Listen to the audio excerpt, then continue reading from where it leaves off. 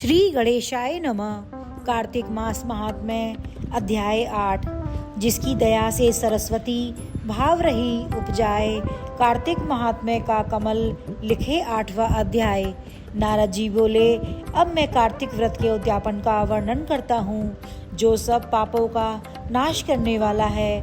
व्रत का पालन करने वाला मनुष्य कार्तिक शुक्ल चतुर्थी को व्रत की पूर्ति और भगवान विष्णु की प्रीति के लिए उद्यापन करे।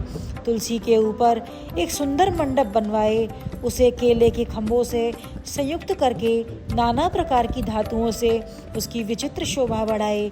मंडप के चारों ओर दीपकों की श्रेणी सुंदर ढंग से सजाकर रखे। उस मंडप में सुंदर बंधनवारों से सुशोभित 4 दरवाजे बनाए और उन्हें फूलों से तथा चंवर से सुसज्जित करे। द्वारों पर पृथक पृथक मिट्टी के द्वारपाल बनाकर उनकी पूजा करे। इनके नाम इस प्रकार हैं: जय, विजय, चंड, प्रचंड, नंद, सुनंद, कुमुद और कुमुदाक्ष। उन्हें चारों दरवाजों पर 2-2 के क्रम से स्थापित कर श्रद्धापूर्वक पूजन करें। तुलसी की जड़ के समीप चारों रंगों से सुशोभित सर्वतोभद्र मंडल बनावे और उसके ऊपर पूर्ण पत्र तथा पंचरत्न से संयुक्त कलश की स्थापना करें। कलश के ऊपर शंख, चक्र, गदाधारी भगवान विष्णु का पूजन करें। भक्ति पूर्वक उस तिथि में उपवास करें तथा रात्रि में गीत, वाद, कीर्तन आदि मंगलमय आयोजनों के साथ जागरण करें। जो भगवान विष्णु के लिए जागरण करते समय भक्ति पूर्वक भगवत संबंधी पदों का गान करते हैं, वे सैकड़ों जन्मों की पाप राशि से मुक्त हो जाते हैं। जो मनुष्य भगवान के निमित्त जागरण करके रात्रि भर भगवान का कीर्तन करते हैं, उनको असंख्य गोदान का फल मिलता है। जो मनुष्य भगवान की मूर्ति के सामने नृत्य गान करते हैं, उनके अनेक जन्मों के एकत्रित पाप नष्ट हो जाते हैं। जो भगवान के सम्मुख बैठकर कीर्तन करते हैं और बंसी आदि बजाकर भगवत भक्तों को प्रसन्न करते हैं तथा भक्ति में रात्रि भर जागरण करते हैं, उन्हें करोड़ों तीर्थ करने का फल मिलता है।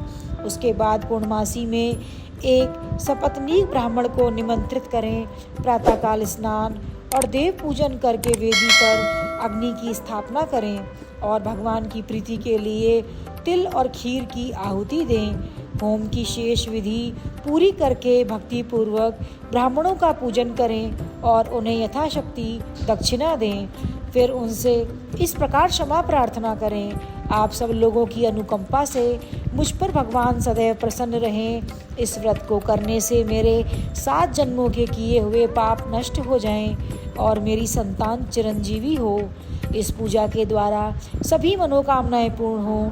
मेरी मृत्यु के पश्चात मुझे अतिशय दुर्लभ विष्णु लोक की प्राप्ति हो। पूजा की समस्त वस्तुओं के साथ गायें भी गुरु को दान में दें। उसके पश्चात घर वालों और मित्रों के साथ स्वयं भोजन करें।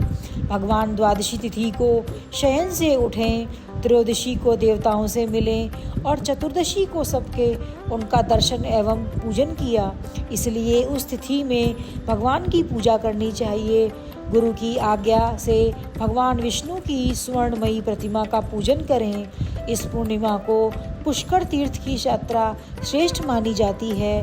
कार्तिक माह में इस विधि का पालन करना चाहिए।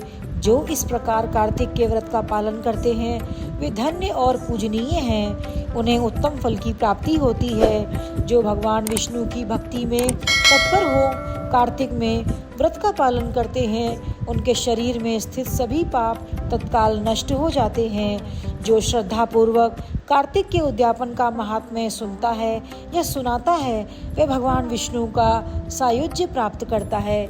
जय श्री हरि।